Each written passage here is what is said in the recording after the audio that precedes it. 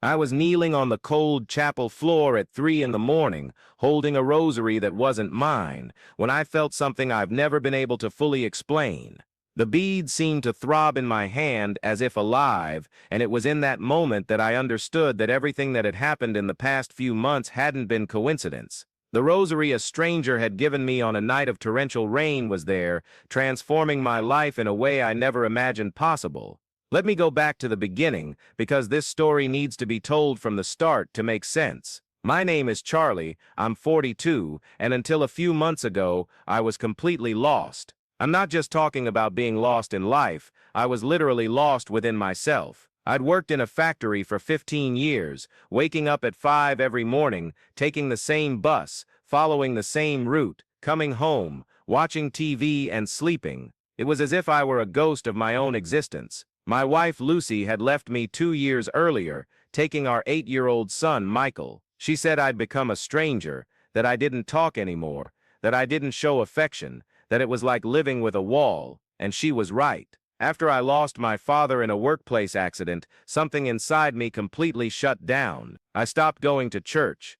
I stopped praying. I stopped believing there was any purpose to anything. The faith my mother had instilled in me during my childhood simply vanished, like smoke in the wind. It was October. I remember clearly because the rains had started early that year. I was coming home from work on a Tuesday, around 10 at night. I'd done overtime again, not because I needed the money, but because I couldn't stand being alone at home. The small apartment where I'd lived since the separation was suffocating. The walls seemed to watch me, to judge me for the empty man I'd become. The rain was coming down hard that night, the kind that floods the streets and sends people running for cover. I was walking slowly down St. John Street, in the city center, when I saw a woman sitting on the steps of the old church. She was drenched, clutching something to her chest, and weeping softly. I don't know what made me stop. Normally, I would have walked right past, pretended I didn't see, as I do with so many other situations in life. But something about that scene touched me deeply. "Are you all right, ma'am?" I asked. Approaching slowly, she lifted her face, a woman in her 60s, gray hair plastered to her forehead by the rain, eyes red from crying. "My son," she said, and her voice was weak, almost a whisper. "My son, I've lost everything. I've lost my home. I've lost my family. I've lost my faith. I don't know what to do anymore." I stood there, not knowing what to say. What words of comfort could I offer when I myself was drowning in my own despair?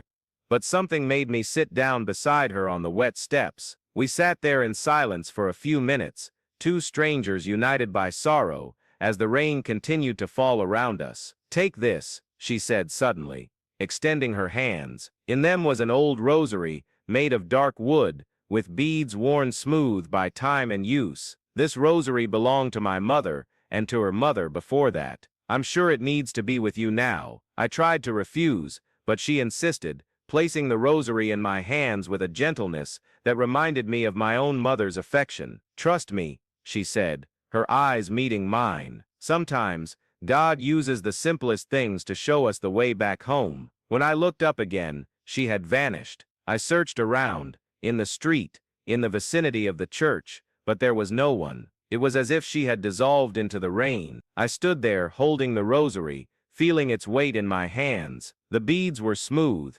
polished by decades of prayer, and there was something about them that made me feel a strange sense of peace. I put the rosary in my coat pocket, and went home, unable to get that encounter out of my head. In the following days, I carried the rosary with me without even realizing it. It was always there, in my pocket, and now and then I would run my fingers over the beads without thinking. It was as if it had become a part of me. At work, during breaks, I found myself examining its beads, trying to imagine how many prayers had been said with it, how many tears had fallen on its dark wood. It was on a Thursday, exactly a week after the encounter with the mysterious woman, that something extraordinary happened. I was on the bus going home when I received a call from my son. Michael never called me. Our relationship had become distant and formal since the separation. When I answered, I heard his nervous voice on the other end of the line. "Dad, Mom's in the hospital. She fainted at work, and the doctors are running tests. Can you come?" My heart leaped. Despite all the problems in our marriage, I had never stopped loving Lucy. The pain of the separation had been mine, not anger or resentment toward her. I hailed the first taxi I found and rushed to the hospital. During the entire ride, my hand remained in my pocket, gripping the rosary tightly, as if it were an anchor keeping me steady amidst the despair. At the hospital, I found Michael sitting alone in the waiting room. When he saw me, he ran into my arms, and it was the first time in 2 years that my son had hugged me like that, with genuine need. "Dad, I was so scared," he said, his voice muffled against my chest. "Promise you'll stay here with me." I promised, and in that moment I felt something inside me opening up again, like a flower receiving water after a long drought. We stayed at the hospital for 3 days. Lucy had suffered a severe stress attack, the result of overwork and the emotional pressure of raising our son alone. She was fine, but she needed rest. During those 3 days, Michael and I talked more than we had in the past 2 years. He told me about school, about his fears, about how much he missed having a complete family, and for the first time in a long time, I was able to talk about my own feelings, about how the loss of my father had affected me, about how I had shut myself off to protect my heart from pain. It was on the second night at the hospital, while Michael slept in a chair beside me, and I kept vigil beside the bed where Lucy rested, that I decided to take the rosary out of my pocket. I don't know what prompted me to do it. I hadn't prayed in years. I had completely lost connection with any kind of spirituality. But something about that moment, about the fragility of life I was witnessing, made me want to try. I began running the beads through my fingers, trying to remember the prayers my mother had taught me as a child. The words came back slowly, like a forgotten song that gradually returns to memory. "Hail Mary, full of grace." The words came out softly, almost whispered, so as not to wake anyone. And as I prayed, I felt something I hadn't experienced in years, a feeling that I wasn't alone, that there was something bigger than my own suffering enveloping me with care. On the third night, Lucy woke up and found me praying. She watched me silently for a few minutes before speaking. "It's been so long since I've seen you like this," she said softly. "I missed you, Charlie. Not the Charlie you became after your father died, but the man I married, the one who believed life had a greater purpose." Her words hit me like a punch in the stomach, because she was right. I had allowed the pain of loss to transform everything within me. I had closed my heart not only to God, but to everyone I loved. When we finally returned home, something had changed in our family dynamic. Lucy still lived in our old apartment with Michael, and I remained in my small place, but we started talking again. Not about reconciliation, that was still far from happening, but about how we would be a family even living separately, about how we could raise our son in a way that made him feel loved and secure.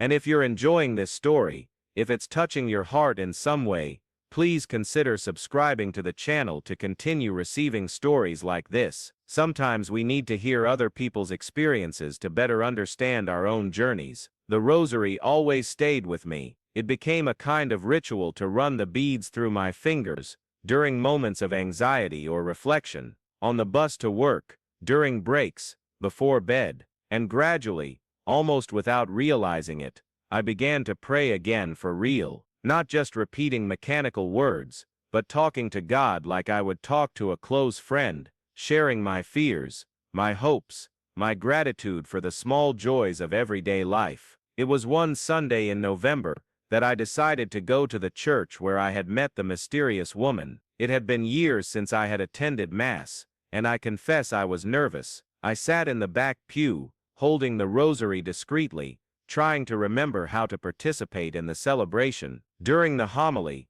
the priest spoke about forgiveness, not just forgiving others, but forgiving oneself. His words seemed directed directly at me, as if he knew the guilt I carried for allowing my pain to affect my family so much. After Mass, I approached the priest. Father John was a young man, about 40 years old, with a kind smile and eyes that inspired confidence. I told him about my story, about the mysterious woman, about the rosary, about how I had lost and found my faith again. He listened attentively, without judgment, just nodding occasionally. "Charlie," he said when I finished my story, "sometimes God uses the most unlikely people to give us exactly what we need at the right moment. That rosary came to you when your heart was ready to receive it. Faith isn't something we lose and regain like a material object. It's always within us, sometimes just dormant, waiting for the right moment to awaken." Father John invited me to join a prayer group that met on Tuesday nights at the church. Initially, I hesitated. The idea of sharing my faith with strangers scared me, but something made me accept the invitation. At the first meeting, I met people with stories similar to mine, men and women who had gone through losses, disappointments, moments of utter despair, and who had found in faith a path back to hope. Mary, a 70-year-old woman who had recently lost her husband, held a rosary identical to mine. When I mentioned this, her eyes lit up. "My grandmother always said old rosaries carry the prayers of all the generations who used them," she said. "Each polished bead is a testament of faith, of people who believed even when they couldn't see the future."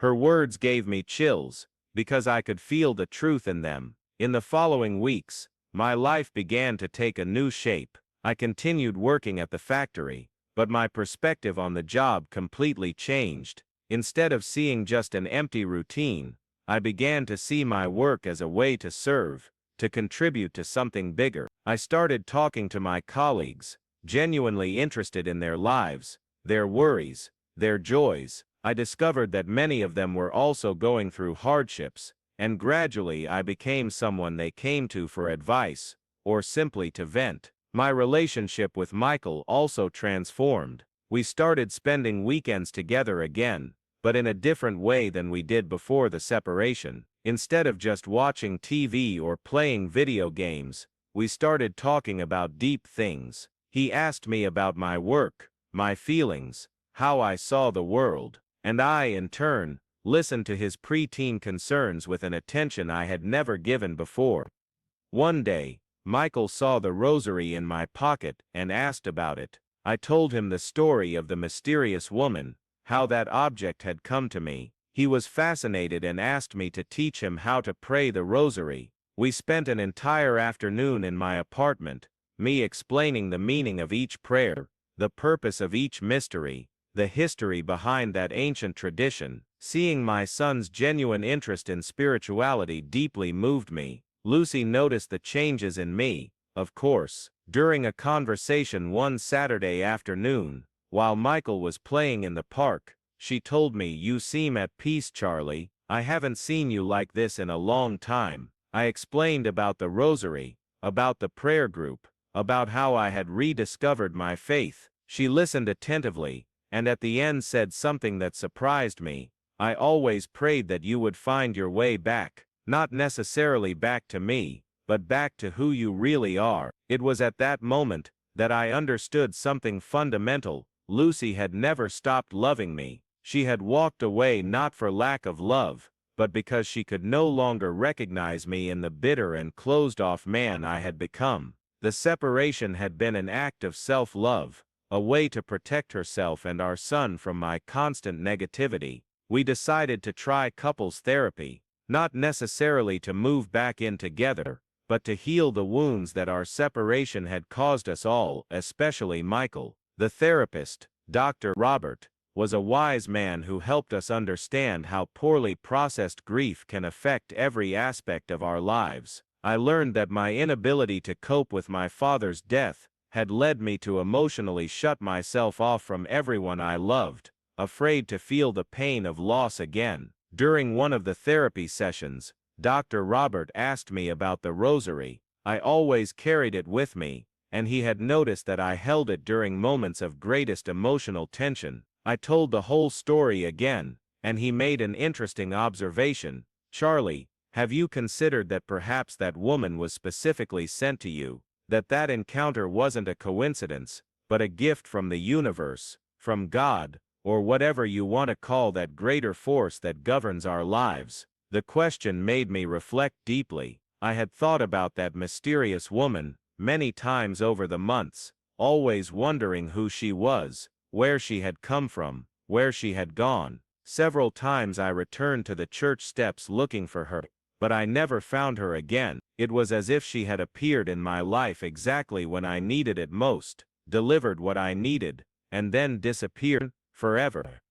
That Christmas, something extraordinary happened. Lucy invited me to spend Christmas Eve at our old house with Michael. It wasn't a reconciliation, she made that clear, but it was an important step towards rebuilding our family in a new and healthy way. During dinner, I discreetly held the rosary while we prayed before the meal. It was the first time in years that we had prayed together as a family, and I felt a deep emotion hearing my son's voice, thanking God for being able to be together on that special night. After dinner, while Michael slept on the couch, and Lucy and I talked softly in the kitchen, she surprised me again. "Charlie, I want to try again. Not immediately, not rashly, but I want us to try to rebuild our family. You've changed, I can see it, I can feel it, and I've changed too." Therapy helped me understand that I also had my share of responsibility in our problems. We cried together that night. We cried with relief, with gratitude, with hope, and as we hugged, I felt the rosary in my pocket like a warm presence, as if it were blessing that moment of healing and renewal in our family. We moved back in together at the beginning of the following year, but gradually and consciously, we continued doing therapy. We continued working on communication, we continued growing together as a couple and as parents, and the rosary remained ever present, not just as a religious object, but as a symbol of transformation, of second chances, of miracles that happen when we least expect them. Today, 2 years after that encounter on the church steps, I can say with certainty that that mysterious woman completely changed the course of my life. She not only restored my faith, but she restored me. She gave me back my family, my ability to love, my hope for the future. The rosary remains with me every day, and every time I run my fingers over its worn beads, I remember that I am not alone, that there is a greater purpose to my life, that even in the darkest moments there is always a light waiting to guide us back home. And it was that morning in the chapel, kneeling on the cold floor, that everything made sense. I was there at 3 in the morning, because I couldn't sleep. Lucy was pregnant again, at 40, a pregnancy the doctors said was nearly impossible. She was experiencing some complications, and I had left the house to pray, to ask for intercession, to seek peace in the silence of the empty church. When I felt the rosary pulsing in my hand, I understood that it wasn't just coincidence. I understood that that mysterious woman, that impossible encounter on a rainy night, that old rosary laden with prayers and stories, everything had been carefully orchestrated to bring me to this moment, to prepare me to be the man, the husband, and the father that my family needed. The next day, Lucy's tests showed that everything was fine with the baby. Our daughter was born a few months later, healthy and perfect, and when I held her for the first time, I felt again that sensation of divine presence, of protection, of blessing that I had experienced that night in the chapel. Today, looking back, I clearly see the plan that unfolded in my life. The pain of losing my father was terrible, and almost destroyed everything I held most dear. But it also prepared me to truly appreciate the love of my family, to understand the importance of faith, to be grateful for every moment of joy and peace that life offers me. The rosary remains with me, of course. Now it doesn't just stay in my pocket, it has a special place in our home, on a small altar we set up in the living room, along with family photos, and a candle we light every night before bed. Michael, now 11, has learned all the prayers and prays with us, and our little girl, too young to understand the words, already reaches out to touch the beads when we say our family prayers. Sometimes I wonder if I'll meet that mysterious woman again. Sometimes I think maybe she was an angel, a messenger sent specifically to give me what I needed at the exact moment my heart was ready to receive it. But deep down, it doesn't matter who she was or where she came from. What matters is that she appeared, gave me a gift that changed my life forever, and taught me that faith, love, and hope can survive even the most devastating storms. If there's anything I want to leave those listening with, it's this: it's never too late to start over. It's never too late to find your way back home, whatever that home may be. Sometimes all we need is to be open to receiving the help the universe is trying to offer us. Sometimes that help comes in the form of a stranger on a rainy night. Sometimes it comes through a simple object carrying decades of prayers and faith. The rosary that a stranger gave me that night wasn't just a set of wooden beads. It was a bridge between who I had been and who I could become again. It was a reminder that faith doesn't abandon us. It's us who sometimes turn away from it. It was a symbol that true love has the power to transform us, to heal us, to give us the strength to be the best version of ourselves. Today, when I walk down the streets and see someone lost, someone suffering, someone who needs a word of hope, I remember that mysterious woman, and try to be for that person what she was for me on that rainy October night. Because I believe that we are all instruments in God's hands. We can all be the miracle someone is waiting for. We can all carry the light someone needs to find their way back home.